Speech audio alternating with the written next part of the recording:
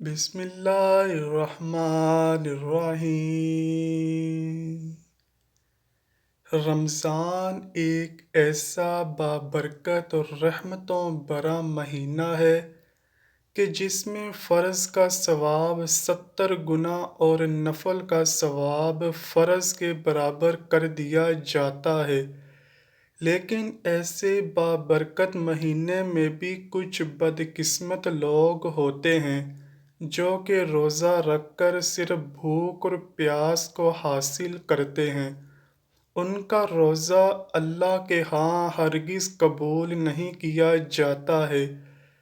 علامہ ابن قیم الجوزیہ نے داماد رسول حضرت علی شیر خدا رضی اللہ تعالیٰ عنہ سے منسوب روایت لکھی ہے کہ دنیا میں 4 ایسے روزہ دار ہوتے ہیں جن کا روزہ اللہ پاک قبول نہیں فرماتا۔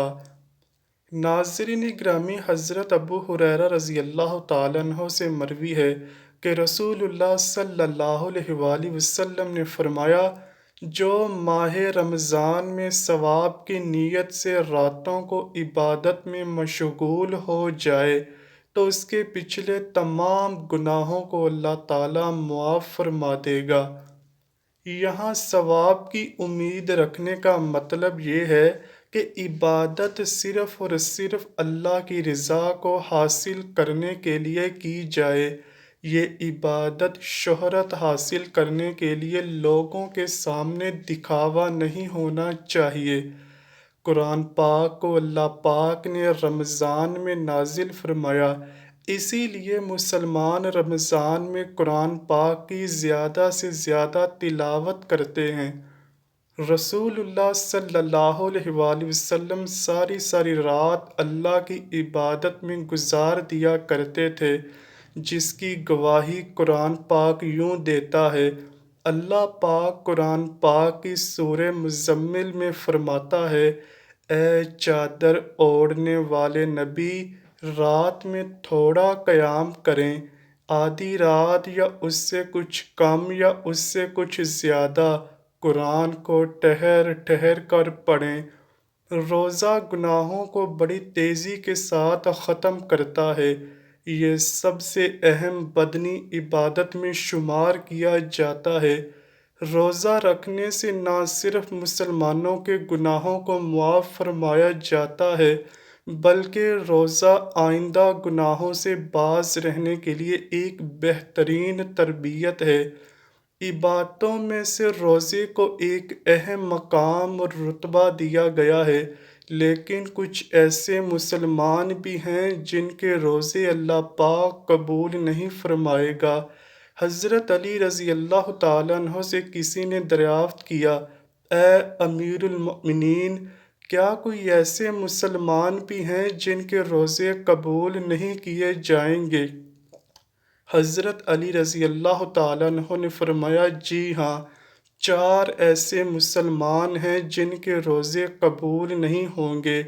ایسے لوگوں کا روزہ رکھ کر سارا دن بھوک اور پیاس کو برداشت کرنے کا کوئی فائدہ نہیں ہے۔ بروز قیامت ایسے 4 لوگوں کے روزے ان کے منہ پر مارے جائیں گے۔ پوچھا گیا، اے مولا علی، وہ کون سے 4 لوگ ہیں؟ حضرت مولا علی رضی اللہ تعالیٰ عنہ نے فرمایا، نمبر 1، اپنے شوہر کی نافرمان بیوی کا روزہ کبھی قبول نہیں کیا جاتا جب تک کہ وہ سچے دل کے ساتھ توبہ نہ کرے۔ پیارے دوستو، حضرت مولا علی رضی اللہ تعالیٰ عنہ کو اللہ پاک نے بے شمار علم سے نوازا۔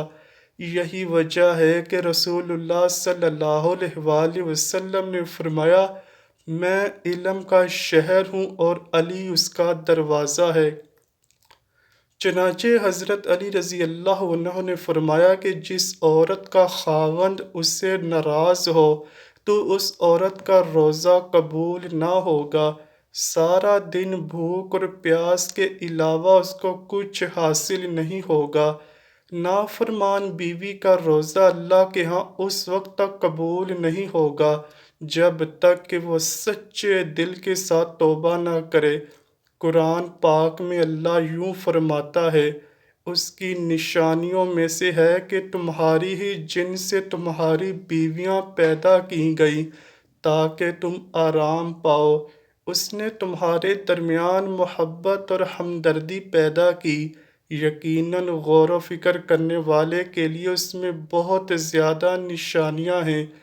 قرآن پاک کی سورہ نساء آیت نمبر 23، جس کا ترجمہ کچھ یوں ہے، مرد عورت پر حاکم ہے، اس وجہ سے کہ اللہ نے ایک دوسرے پر فضیلت دی ہے، اس وجہ سے مردوں نے مال خرچ کیے ہیں۔ نیک فرما بردار عورتیں خاوند کی غیر موجودگی میں حفاظت الہی نگہداشت رکھنے والی ہیں، اور جن عورتوں کی نافرمانی اور بد دماغی کا تم کو خوف ہو انہیں نصیحت کرو اور ان کو الگ بستر پر چھوڑ دو۔ اگر وہ باز نہ آئیں تو پھر ان کو مار کی سزا دو۔ اگر وہ تابع دار رہیں تو ان پر راستہ تلاش نہ کرو، بے شک اللہ تعالیٰ بڑی بلند اور بھلائی والا ہے۔ حضرت حسین ابن محسن سے مروی ہے کہ ان کی پھوپھی کسی ضرورت سے رسول اکرم صلی اللہ علیہ وآلہ وسلم کے پاس آئیں۔ جب وہ واپس جانے لگیں تو رسول اللہ صلی اللہ علیہ وآلہ وسلم نے ان سے پوچھا، تمہارا تمہارے شوہر کے ساتھ سلوک کیسا ہے؟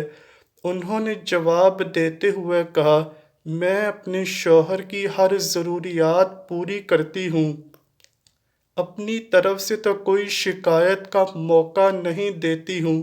رسول اللہ صلی اللہ علیہ وآلہ وسلم نے فرمایا، اپنے خاوند کا پورا خیال رکھا کرو، وہی تمہاری جنت اور جہنم ہے۔ اگر اس کے ساتھ اچھا سلوک کرو گی تو جنت میں جاؤ گی، اگر اس کے ساتھ بدسلوکی رکھو گی تو جہنم میں جاؤ گی۔ نبی اکرم صلی اللہ علیہ وآلہ وسلم کا فرمان ہے کہ جو عورت 5 نمازوں کی پابندی کرے، رمضان کے سارے روزے رکھے، اپنے شوہر کی خواہش کے مطابق رہتے ہوئے زندگی بسر کرے، تو اللہ کی طرف سے ایسی عورت کو کھلی اجازت ہوگی کہ وہ جنت کے جس دروازے سے چاہے جنت میں داخل ہو جائے۔ اس کے علاوہ اور بھی کافی اللہ پاک کے ارشادات اور نبی پاک صلی اللہ علیہ وآلہ وسلم کی احادیث میں نافرمان بیوی کے بارے میں روایتیں ملتی ہیں، جن میں سے ایک عورت کو اپنے شوہر کے ساتھ اچھا سلوک کرنے کی اہمیت بیان کی گئی ہے۔ نمبر 2، حضرت مولا علی نے فرمایا کہ نافرمان اولاد کا بھی روزہ قبول نہیں ہوتا ہے۔ حضرت ابی بن مالک سے مروی ہے کہ رسول اکرم صلی اللہ علیہ وآلہ وسلم کا فرمان ہے، جس بندے نے اپنے والدین میں سے کسی ایک کو اپنی زندگی میں پایا ہو، اس کے باوجود وہ جہنم میں چلا جائے، تو اللہ نے نافرمان اولاد کو اپنی رحمت و برکات سے بہت دور کر دیا۔ رسول اللہ صلی اللہ علیہ وآلہ وسلم کا فرمان ہے کہ اولاد کے لیے جنت حاصل کرنے کا بہترین ذریعہ یہ ہے کہ وہ اپنے والدین کو خوش کر لیں، بے شک اللہ پاک اس کے اجر کے بدلے اس فرما بردار اولاد کو جنت عطا کرے گا۔ اولاد اپنے ماں باپ کی خدمت کر کے اللہ کو راضی کر سکتی ہے۔ مومن کو اللہ تعالیٰ نے والدین کا ادب و احترام کرنے کا پابند بنایا ہے۔ جب والدین بڑھاپے کو پہنچ جائیں تو ان کی ہر جسمانی اور اخلاقی ضروریات کا خیال رکھا جائے۔ دنیا میں اللہ تعالیٰ کی ذات کے بعد سب سے زیادہ احسان ماں باپ کا ہوتا ہے، اس لیے فرمایا گیا ہے، جو بندہ والدین کا نافرمان ہوتا ہے تو اس کا روزہ قبول نہیں کیا جائے گا۔ نمبر 3، وہ غلام جو اپنے مالک کو چھوڑ کر بھاگ گیا ہو، جب تک وہ غلام اپنے مالک کے پاس نہیں آ جاتا تب تک اللہ پاک اس غلام کے روزے کو قبول نہیں کرتا ہے۔